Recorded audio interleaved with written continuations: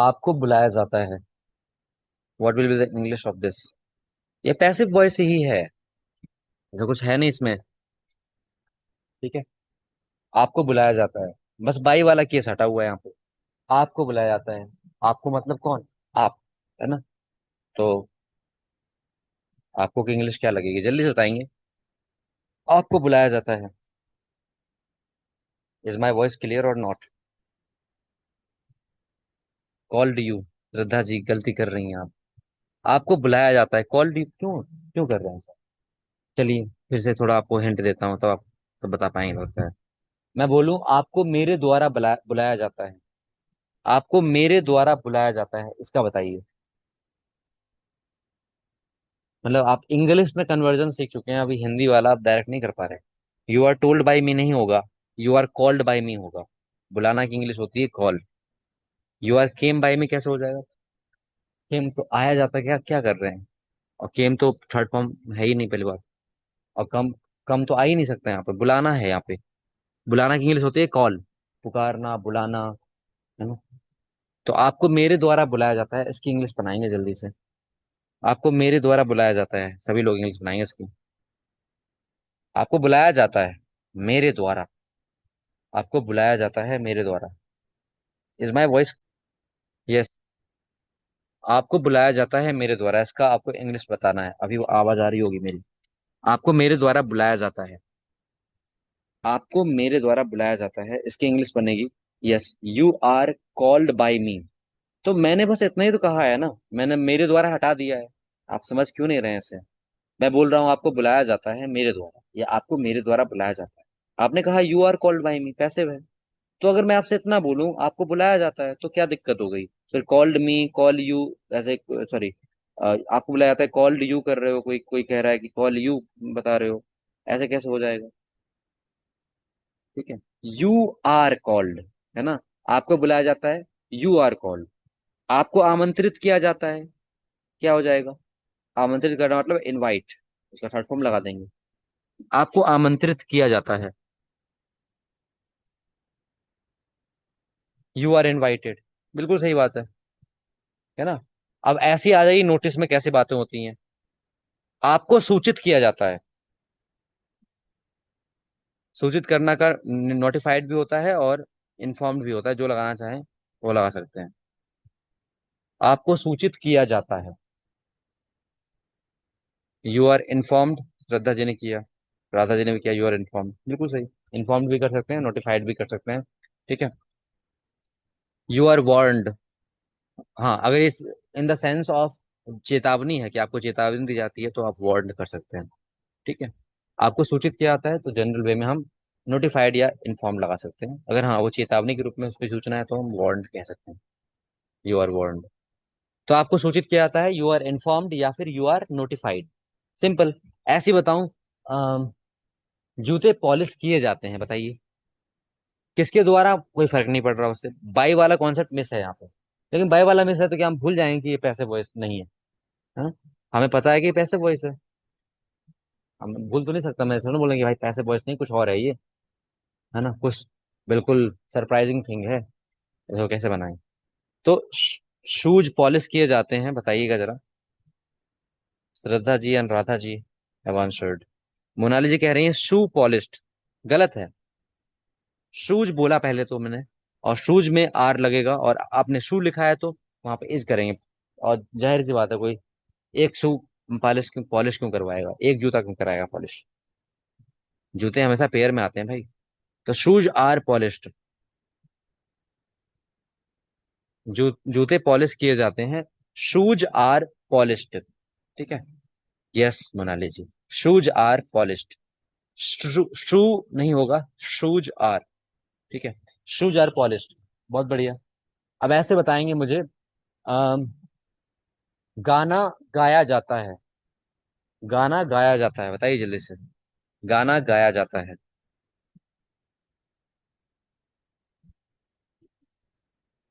गाना गाया जाता है।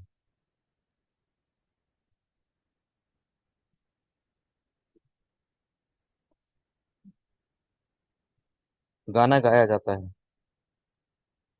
सॉन्ग इज सैंग नहीं होगा। थर्ड फॉर्म लगेगी। ठीक है। द लगा सकते हैं सॉन्ग के आगे, आप अगर चाहें तो, वो अधूरा नहीं लग रहा। या अ लगा दीजिए, आर्टिकल लगा, आर्टिकल का यूज कर सकते हैं।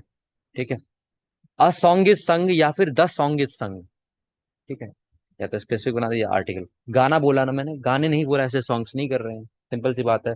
तो यहाँ पर आप अ सॉन्ग भी कर सकते थे, या द सॉन्ग कर सकते थे। यस, द सॉन्ग इज संग या फिर अ सॉन्ग इज संग। ठीक है। जहां पर आपको थोड़ा सा अधूरा सा लगे ना, वहां पे आर्टिकल यूज कर लिया कीजिए। सिंग अ इज अ सॉन्ग, ये तो बहुत ही अमेजिंग आंसर आया है। सिंग इज अ सॉन्ग बिल्कुल गलत है। गाना आपका ऑब्जेक्ट है, वो स्टार्टिंग में आएगा सब्जेक्ट बन करके। तो सब्जेक्ट बन गया तो सॉन्ग स्टार्टिंग में आ जाएगा। सॉन्ग इज संग, या फिर आप इसमें आर्टिकल लगाएंगे तो अ सॉन्ग इज संग या द सॉन्ग इज संग। ठीक है। जितने लोग समझ पाए हैं उन्होंने किया है, सॉन्ग इज संग या द सॉन्ग इज संग किया है। ठीक है। या अ सॉन्ग इज संग भी किया जा सकता है। बहुत बढ़िया। तो आई होप आपको यहाँ पर चीजें क्लियर हुई होंगी थोड़ी बहुत। और अभी हम बाई वाले में भी कर लेते हैं कुछ एग्जांपल, वैसे तो स्टार्टिंग में किए ही हैं। बताएंगे। उसके द्वारा चोरी की जाती है। चोरी उसके द्वारा की जाती है, जब जरूरी हो जाता है ना कि आप साथ में अ, चोरी पर एम्फोसाइज तो कर ही रहे हैं क्योंकि पैसिव वॉइस है ना। लेकिन हम साथ में ये भी बोल रहे हैं कि एक व्यक्ति है जिसके द्वारा की जा रही है। चोरी की इंग्लिश थेफ्ट कर सकते हैं। ठीक है। और किए जाने के लिए डू का शॉर्ट फॉर्म लगा सकते हैं, डन। ठीक है। चोरी उसके द्वारा की जाती है। या स्टीलिंग भी आप यूज कर सकते हैं, जेरंड। ठीक है। स्टीलिंग भी यूज किया जा सकता है, स्टीलिंग नाउन के रूप में। जेरंड जो होता है ना, वर्ब का जेरंड बना करके नाउन बन जाता है। तो या तो थेफ्ट कर लीजिए। चोरी उसके द्वारा की जाती है, इंग्लिश बनाएंगे इसकी जल्दी। चोरी उसके द्वारा की जाती है, जल्दी से। चोरी उसके द्वारा की जाती है। ठीक है। जैसे क्राइम किया जाता है ना, कमिटिंग क्राइम बोलते हैं। हाँ, यहाँ पे कमिट का यूज भी कर सकते हैं आप। डूइंग क्राइम, कमिट का यूज भी कर सकते हैं। ही इज डन थेफ्ट, नहीं गलत है। चोरी, चोरी स्टार्टिंग में आएगा ना। स्टीलिंग हाँ कह सकते हैं, stealing is done by him, correct, ये भी आपका करेक्ट हो जाएगा। थेफ्ट आपका चोरी की इंग्लिश वो भी लगा सकते थे आप। ठीक है। यहाँ पर डन की जगह कमिटेड भी आ सकता है ना। Commit a mistake, commit a theft, है ना। कमिट अ क्राइम होता है ना। तो वो भी यूज कर सकते हैं। तो स्टीलिंग, स्टीलिंग नहीं होता है Pramesh ji, stealing, STEALING। Hacking is done by him, अच्छा जी। हैकिंग और चोरी में थोड़ा सा अंतर है। हैकिंग टेक्निकल होता है, चोरी जरूरी नहीं कि टेक्निकल हो। ठीक है। और हैकिंग के जरिए चोरी की जा सकती है, बट यहाँ पर आप चोरी के लिए पर्टिकुलरली थेफ्ट यूज कीजिए, स्टीलिंग यूज कीजिए। और भी वर्ड्स हो सकते हैं। लूट, लूट भी एक वर्ड होता है ना। बट लूट जनरली उस वे में होता है जहाँ पर एक कोई बड़ा, आपने हाँ, एक रॉबरी भी होता है, जैसे रॉबरी टाइप का। लूट can be synonymous with robbery. ठीक है। लूट तो डील्स वगैरह में भी आते हैं कि मतलब कोई चीज। तो यहाँ पर थेफ्ट और स्टीलिंग करेक्ट वर्ड है यहाँ पे, इस तरह से। तो ड्रोन से भी चोरी की जा सकती है। अच्छा। हाँ, चोरी तो उससे भी की जा सकती है, बहुत सारे तरीके, तरीके नहीं बताने यहाँ पे, सिंपल से ट्रांसलेशन करना है। तो theft is done by him, या फिर stealing is done by him, या फिर कमिटेड बाय हिम भी किया जा सकता था। ठीक है। चलिए, ऐसे ही आप बताएंगे। अ, तुम्हारे द्वारा हमेशा झूठ ही बोला जाता है। झूठ हमेशा तुम्हारे द्वारा ही बोला जाता है, ऐसा ही बोल सकते हैं। झूठ हमेशा तुम्हारे द्वारा बोला जाता है। झूठ हमेशा तुम्हारे द्वारा ही बोला जाता है, मतलब हम क्या कर रहे हैं, सामने वाले को भी इंक्लूड कर रहे हैं, इसलिए तुम्हारे द्वारा के साथ मैंने उसको ले लिया। तो पहले झूठ बोला जाता है, इसका बनाएंगे। और उसके बाद बाई लगा करके उसको कर देंगे, है ना। झूठ हमेशा तुम्हारे द्वारा बोला जाता है। तो झूठ हमेशा बोला जाता है, ऑलवेज का यूज हो जाएगा बीच में। और तुम्हारे द्वारा की लगा लेंगे इंग्लिश। झूठ हमेशा तुम्हारे द्वारा ही बोला जाता है। Lie is always told by you, ये किया है श्रद्धा जी ने। लाई की स्पेलिंग गलत है। अलाय भी कर सकते हैं, अलाय, है ना। ठीक है। या फिर यहाँ पर अगर स्पेसिफिक करना चाहे तो कर सकते थे। जनरली आ आता है तो कर सकते हैं। झूठ हमेशा तुम्हारे द्वारा ही बोला जाता है। ठीक है, जल्दी से करेंगे। I repeat my sentence. झूठ हमेशा तुम्हारे द्वारा ही बोला जाता है।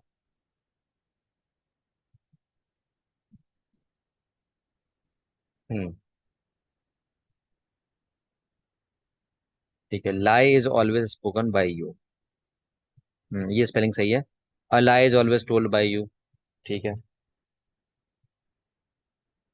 अच्छा, आप लोगों को स्पीक और टेल में डिफरेंस बताया था, लाई और उस केस में। और ये भी बताया था कि टेल के साथ बीच में हुआ कि टेल द ट्रूथ कब आएगा, वो भी बताया था। जनरली क्या आता है, ट्रूथ के साथ स्पीक आता है और लाई के साथ टेल आता है। इसके पीछे का रीजन ये है कि लाई बनाई हुई चीज होती है, मनगढ़ंत चीज होती है, और सच जो होता है स्ट्रेट फॉरवर्ड होता है ना। हाँ, और जब कभी हम एक लंबी सी कहानी के रूप में कोई बात बता रहे होते हैं तो वहां पे कह सकते हैं हाँ सच सच बताओ क्या क्या हुआ, टेल मी ट्रूथ, ऐसे बोल देते हैं, है ना। और स्ट्रेट फॉरवर्ड होता है जनरली स्पीक ट्रूथ। या किसी को हमें गाइडलाइन देनी होती है तो बोलते हैं स्पीक ट्रूथ। और किसी पर्सनली किसी से पूछना होता है तो वहां पर टेल का यूज भी कर लेते हैं लोग। तो जनरली यहाँ पर लाई के साथ क्या आएगा, टोल्ड आएगा, है ना। और कोई अगर स्ट्रेट फॉरवर्ड चीज है तो वहां पर हम स्पोकन कर सकते हैं, तो that is an option. But हम जनरल रूल याद रखेंगे। जनरल रूल ये होता है ट्रुथ के साथ स्पीक, लाई के साथ टेल। कारण लाई जो होता है जनरली क्या होता है, that is constructed by personalities who are lying, है ना। वो बनाया बनाई हुई चीज है। और सच क्या है, वो तो सच है, खुला खुली बात होती है, वो फैक्ट्स होते हैं वो तो। ठीक है। बाकी स्पोकन गलत नहीं है, हो सकता है, सेंस पे डिपेंड करेगा। तो a lie is told by you, या फिर a lie is, sorry always और आएगा, ऑलवेज स्पोकन बाय यू या told by you. First priority told को हम देंगे यहाँ पे। चलिए, तो आप लोग यहाँ पे समझ पाए होंगे। Now let me know if you are having any doubt. Are the things clear? Hindi वाला पार्ट क्लियर हुआ या नहीं, क्योंकि हिंदी वाला अभी आप बहुत कंफ्यूज हो रहे थे, इंग्लिश वाला तो आप कर पा रहे थे। The translations from Hindi to English, is that part clear to you? Yes, Radha ji को क्लियर है। Divyanshi ji, all right. Okay. तो इस तरह से जल्दी से आप लोग कमेंट कीजिएगा, मुझे पता चले कितने लोग क्लियर है हिंदी वाले। 50-50 पूनम जी, ओके। 50-50 है। आप सिंपल सी बात समझिए इसमें कि क्या है, नॉट 100%, ठीक है। जब अगर आप इंग्लिश से इंग्लिश में आप एक्टिव वॉइस से पैसिव वॉइस ट्रांसलेशन सीख गए हैं, तो अब आपको लैंग्वेज में कैसे यूज करोगे, वो जो आपको सिखाया, ठीक है, बहुत अच्छी बात है। लेकिन वो तो ग्रामर की बात हो गई, जैसे स्कूल में भी सिखाया जाता था एक्टिव एंड पैसिव वॉइस। लेकिन क्या हम अंग्रेजी बोलना सीख गए थे? नहीं सीखे थे। तो हमें अब अपने डेली लाइफ में पैसिव वॉइस का कोई इंपॉर्टेंट रोल होगा ना, इसलिए तो सीख रहे हैं। तो वो रोल डायरेक्टली आएगा ना जब हम बोलेंगे। तो मैं वही कह रहा हूँ कि अभी जैसे मैंने बोला, आपकी क्लास ली जाती है मेरे द्वारा, योर क्लास इज कंडक्टेड या टेकन बाय मी, ऐसे बोल सकते हैं, है ना। तो ये सब क्या है, पैसिव वॉइस में बोलते हैं ना कि मुझे बुलाया गया, आई हैव बीन कॉल्ड, ये आप आने वाले टाइम में पढ़ोगे। हैव बीन, ये परफेक्ट में आएगा। अ, उसे बुलाया जाता था, ही यूज टू बी कॉल्ड, है ना, या ही वॉज कॉल्ड, ऐसे कुछ भी हो सकता है ना। सड़कें बनाई जाती हैं, द रोड्स आर कंस्ट्रक्टेड। तो क्या बहुत सारी चीजें हैं जो हम पैसिव वॉइस में बोलते हैं, है ना। खाना पकाया जाता है, द फूड इज कुक्ड, है ना। खाना पकाया जाता है, the food is cooked. Fruits खरीदे जाते हैं, फ्रूट्स आर बॉट, है ना। बहुत बार तो बोलते हो ना आप अपने कन्वर्सेशन में कि हमारे यहाँ तो फ्रूट्स खरीदे जाते हैं, आप बोलते नहीं, हमारे यहाँ तो उनका प्लांटेशन होता है, हमारे यहाँ फ्रूट्स उगाए जाते हैं। फ्रूट्स आर वेल प्लांटेड या गार्डन्ड, है ना। हमारे यहाँ फसलें खरीदी जाती हैं, नहीं, हमारे यहाँ आटा खरीदा जाता है। आप कहेंगे हमारे यहाँ आटा अ, हमारे खेतों से आता है, जैसे आटा तो नहीं आता, गलत हो गया। हमारे यहाँ गेहूं खेतों से आता है, ऐसे बोलते हैं। तो द वीट इज हार्वेस्टेड, है ना। या द वीट्स प्लूरल बना देंगे तो उसको हार्वेस्टेड, आर हार्वेस्टेड। तो या फिर अवर सीड्स आर हार्वेस्टेड, ऐसे बोल सकते हैं। तो अलग अलग केसेस होते हैं, इसमें हम अलग अलग तरह से यूज कर लेते हैं, है ना। तो जो भी आपका ऑब्जेक्टिव केस होता है, प्रोनाउन का, उसको सब्जेक्टिव केस में डाला होता है, ये बात याद रखेंगे।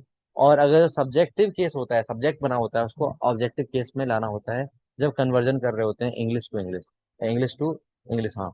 और जब हिंदी में हम ट्रांसलेट कर रहे होते हैं तो हमें सामने दे रखा होता है, या तो द्वारा दे रखा होगा या नहीं दे रखा होगा, है ना। ठीक है, बताइएगा, पौधे लगाए जाते हैं, लगाना मतलब प्लांटेड हो जाएगा।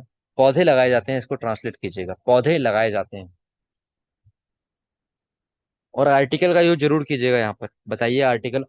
आ तो आ सकता है या द आ सकता है, क्या आएगा? अ एन द, पौधे, पौधे प्लूरल है, ठीक है। आर्टिकल जरूर लगाइएगा आप लोग, अ एन या द में से कोई।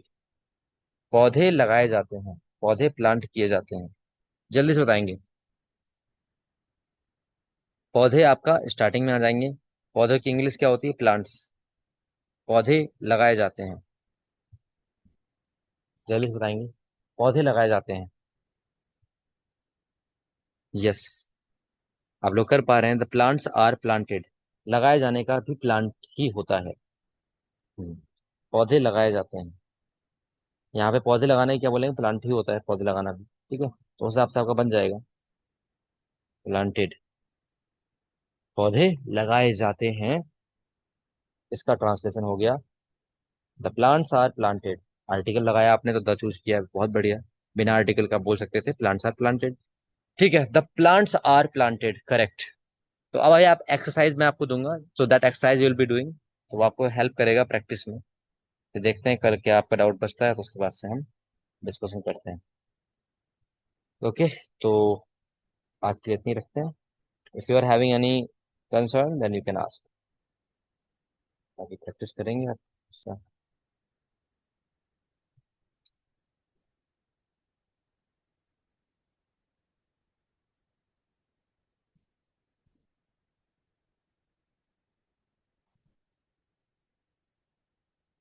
आई am sharing an exercise and that you'll be doing, you'll be submitting the responses in the group, okay। जो भी आपका रिस्पॉन्स होगा उन क्वेश्चंस पे, जो भी आपके आंसर्स होंगे उसको आप रिस्पॉन्स को सबमिट करेंगे ग्रुप में। और please complete the homework whatever is given to you, ठीक है। तो उससे आपकी प्रैक्टिस हो जाती है अच्छी खासी। चलिए, तो फिर आज के लिए इतनी रखते हैं। Thank you very much for attending today session. Bye everyone, take care, good night.